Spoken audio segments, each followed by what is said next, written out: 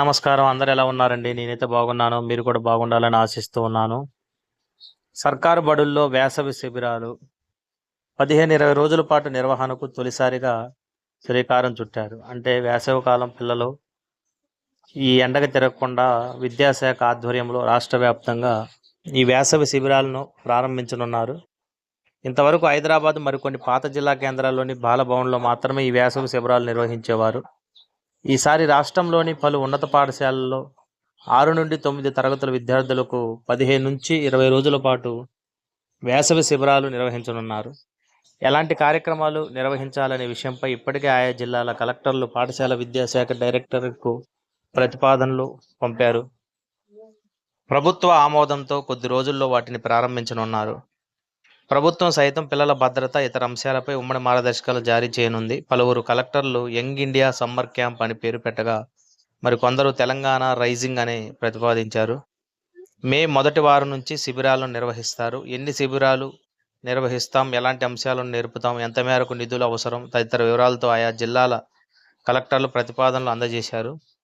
ఉదాహరణకు కొత్తగూడెం జిల్లా కలెక్టర్ మే 1 నుంచి 15వ తేదీ మధ్యలో 21 రోజుల పాటు వేసవి శిక్షణా తరగతులు నిర్వహిస్తామని, 15,000 మందికి ప్రయోజనం పొందుతారని, అందుకు సుమారు 50 లక్షలు ఖర్చు అవుతాయని ప్రతిపాదించారు. కొందరు కలెక్టర్లు చొరవ తీసుకొని ఇప్పటికే కార్యక్రమాలు ప్రారంభించారు. కొత్తగూడెం జిల్లా కలెక్టర్ జితేష్ వి పాటిల్ విద్యార్థుల చేతిరాత మెరుగుపడడంతో పాటు డ్రాయింగ్ కోసం సిఎస్ఆర్ నిధులతో 3, 4, 5 తరగతుల విద్యార్థులు 17,000 మందికి 2 నోటు పుస్తకాలు పంపిణీ చేశారు.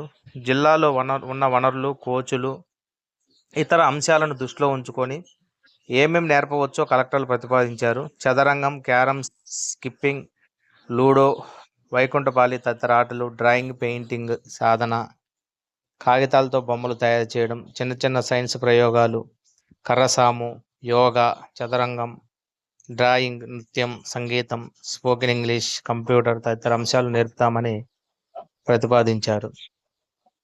ఈ వేసవ కాలంలో ఈ యొక్క అంశాలను నేర్పించి పిల్లల యొక్క సృజనాత్మకతను బయటికి తీయాలి. తర్వాత ఈ వేసవ కాలంలో పిల్లలు అటు ఇటు వెళ్లకుండా వారి యొక్క ఏదో కొంత నేర్చుకోవాలి. డ్రాయింగ్, తర్వాత ఇతరత్ర ఆటలన్నీ నేర్చుకోవాలనే ఉద్దేశంతో ఈ యొక్క వేసవి కాలంలో శిక్షణ శిబిరాలు అనే ఒక పేరుతో మరి తెలంగాణలో ఉన్న అన్ని జిల్లాల్లో కూడా అన్ని పాఠశాలల్లో పిల్లలకు ఈ క్యారమ్స్, స్కిప్పింగ్, లూడో, వైకుంఠపాలి తదితర ఆటలు, డ్రాయింగ్, పెయింటింగ్ సాధన, కాగితాలతో బొమ్మలు తయారు చేయడం.